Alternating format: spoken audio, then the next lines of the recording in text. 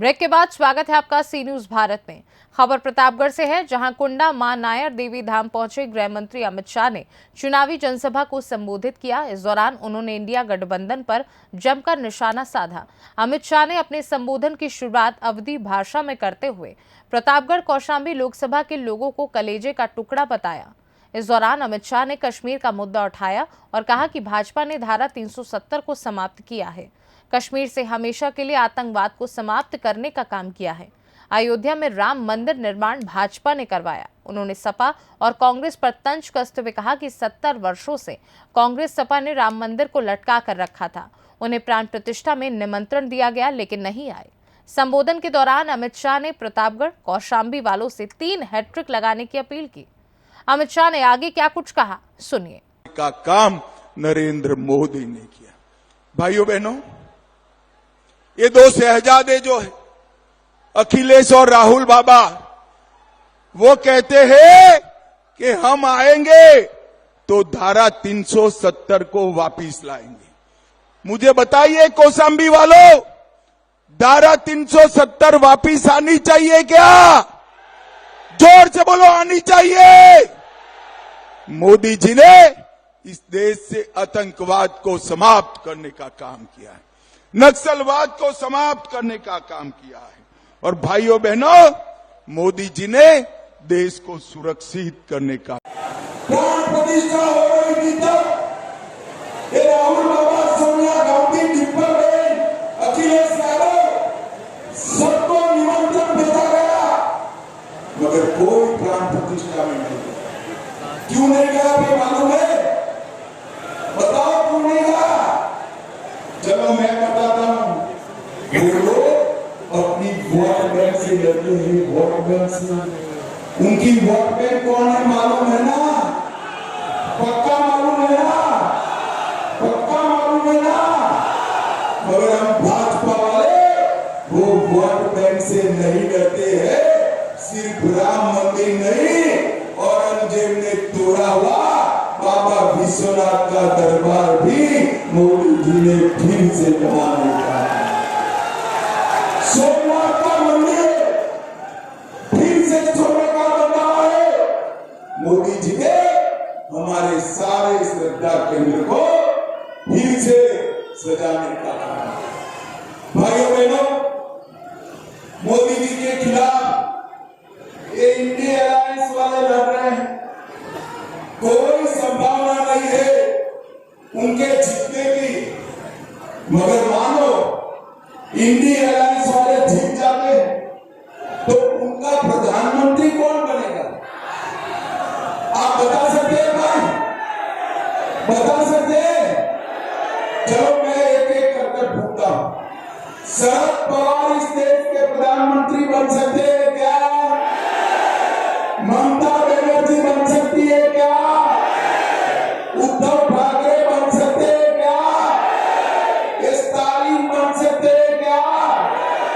अब हंसना मत, अंतिम नाम का हूं, जरा भी मत हंसना। ये राहुल बाबा बन सकते हैं क्या?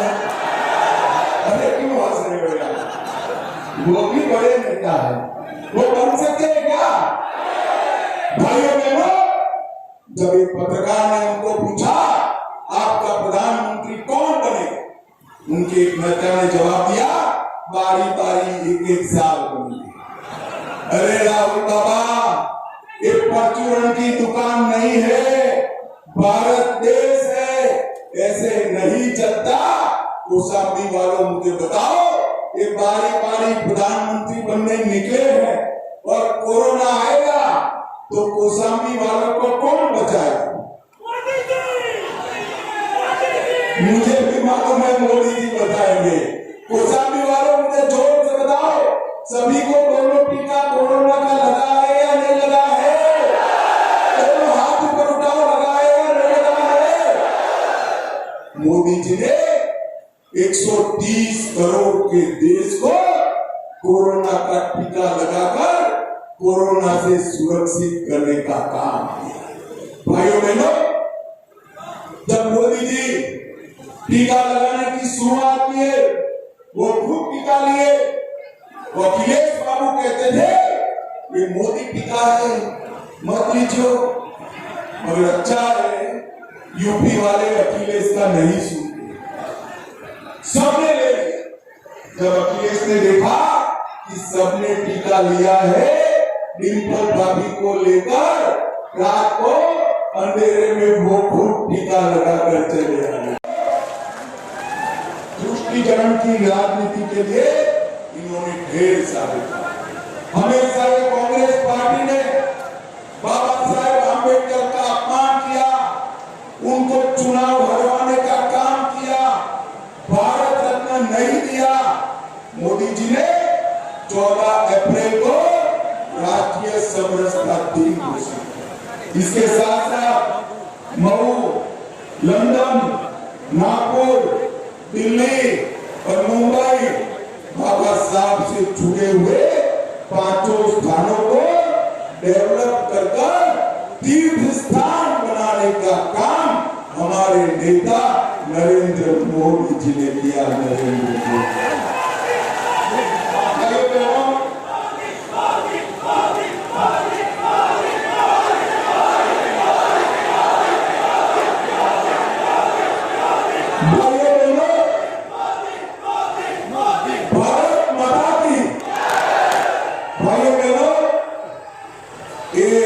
सुनकर देखने में ऐसा सीधा साधा लगता है, मगर सीधा साधा है नहीं। मैं आपको बताता हूं, जब कौशाम्बी की बात आती है तो किसी भी बड़े से बड़े मंत्री से झगड़ा कर कौशाम्बी के विकास के लिए काम करने वाला है। 300 करोड़ से प्रतापगढ़ कौशाम्बी जनपद को गंगा नदी के पुल से जोड़ने का काम हमारे सोलकर ने किया। यहाँ मेडिकल कॉलेज लाने का काम विनोद सोलकर ने किया। 50 बेड का नया अस्पताल बन रहा है, उसको लाने का काम विनोद सोलकर ने किया। 47,000 गरीबों को घर देने का काम विनोद सोलकर ने किया। उज्ज्वला योजना में 2 लाख माताओं को गैस का सिलेंडर देने का काम विनोद सोलकर ने किया।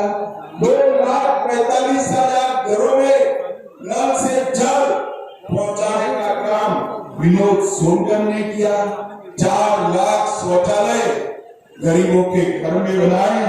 2 लाख किसानों को 6,000 रुपया प्रति साल का किसान सम्मान निधि दिया और 16,000 लाभार्थियों को मुद्रा का लोन दिलाने का काम विनोद सोलकर ने किया।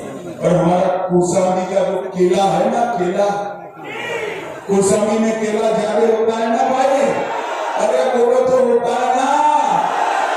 केले को 1 डिस्ट्रिक्ट 1 प्रोडक्ट में शामिल करने का काम भी विनोद सोलकर। मुझे बताओ भाई, ये समाजवादी पार्टी हमारे कौशाम्बी का विकास कर सकती है क्या? कर सकती है क्या? मोदी जी ही उत्तर प्रदेश का विकास कर सकते हैं। मोदी जी ही उत्तर प्रदेश को आगे बढ़ा सकते। माताओं, भाइयों, बहनों, विनोद सोलकर को जो वोट देंगे, एक वोट नरेंद्र मोदी को प्रधानमंत्री बनाने के काम में आएगा। प्रधानमंत्री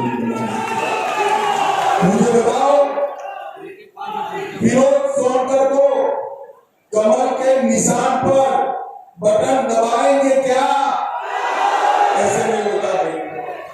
मैं समझ सकता हूं आप धूप में खड़े, मगर दोनों हाथ उठाकर जवाब दीजिए, विनोद सोलकर को वोट देंगे क्या? तीसरी बार सांसद बनाएंगे, 400 पार कराएंगे, मोदी जी को फिर से प्रधानमंत्री बनाएंगे। तो मेरे साथ दोनों हाथ उठाइए दोनों हाथ, विजय के संकल्प की मुट्ठी बीचे और प्रचंड आवाज से बोले,